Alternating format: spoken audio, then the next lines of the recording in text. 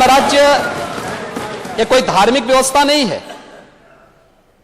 राम राज्य ये सर्वकालिक, सार्वदेशिक और सार्वभौमिक, काल परिस्थिति से अप्रभावित एक शाश्वत व्यवस्था है जो हर परिस्थिति में कार्य करने की क्षमता रखती है। कोरोना आए या जाए, हम प्रदेश की जनता का बाल बांका नहीं होने देंगे, वह क्षमता।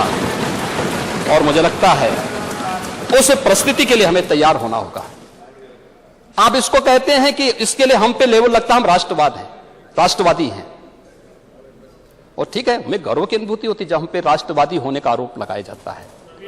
हर व्यक्ति को होना चाहिए, और मेरा यह मानना है हर व्यक्ति को राष्ट्र भावना से उत्प्रोत होना चाहिए। राष्ट्र भावना से विहीन व्यक्ति की स्थिति तो चूहे जैसी हो जाती है। चूहे की स्थिति आप देखते हैं ना, जिस घर में रहेगा उस घर का अन्न भी खाएगा और उस घर में होल करके उसकी नींव को भी धंसाने का काम करता है। तो चूहा बनने की बजाय राष्ट्रवादी बनना श्रेयस्कर है। और मुझे लगता है इस बात को हमें ध्यान में रखना होगा।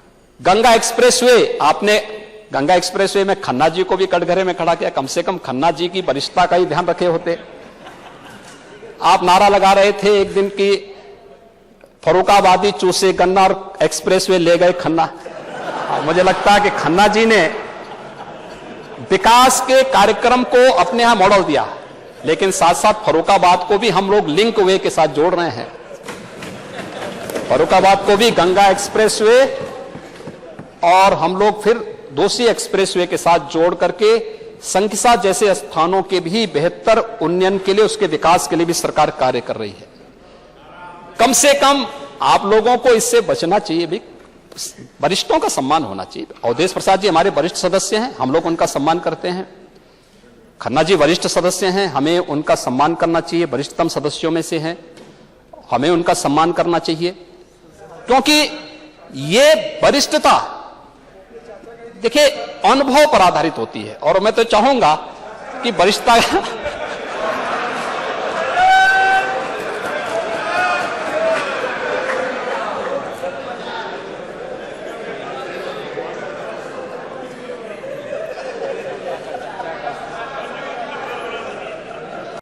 ये यात्रा साथ साथ आपकी भी चल रही, हमारी भी चल रही है, लेकिन अंतर यही है हम साथ साथ भी हैं और पास पास भी हैं। लेकिन आप साथ साथ तो हैं, लेकिन पास पास तो हैं, लेकिन साथ साथ नहीं हैं। यही अंतर है।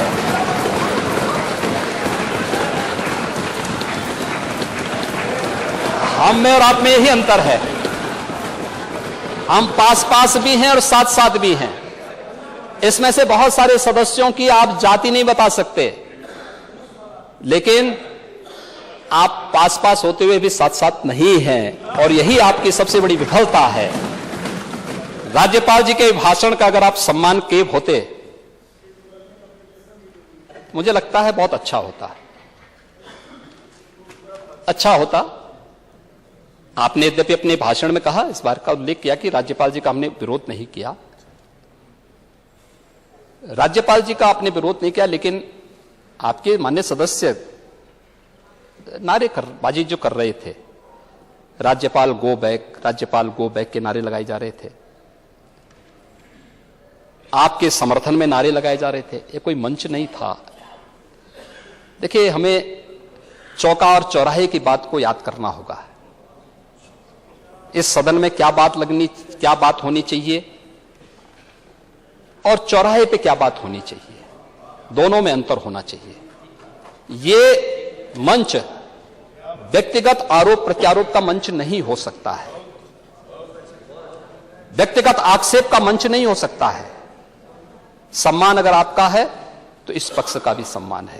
दोनों एक दूसरे का सम्मान करके मिलकर के अगर आगे बढ़ेंगे, और राज्यपाल जी का अभिभाषण प्रदेश के विकास के लिए है। अगर हम उस अभिभाषण का विरोध कर रहे हैं तो इसका मतलब हम प्रदेश के विकास का विरोध कर रहे हैं।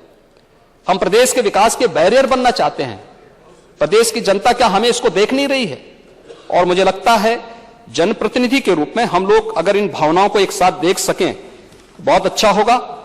मुझे प्रसन्नता है कि इतने माननीय सदस्यों ने इस पूरी चर्चा में भाग लिया और इस चर्चा को आगे बढ़ाने के साथ ही उन्होंने उत्तर प्रदेश देश के अंदर बहुत कुछ कर सकने की क्षमता रखता है।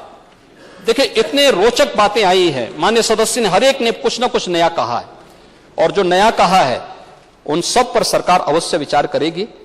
मैं एक बार फिर से सभी माननीय सदस्यों का जिन्होंने इस चर्चा में भाग लिया उन सब का हृदय से मैं धन्यवाद ज्ञापित करता हूं, खासतौर पर नेता प्रतिपक्ष का।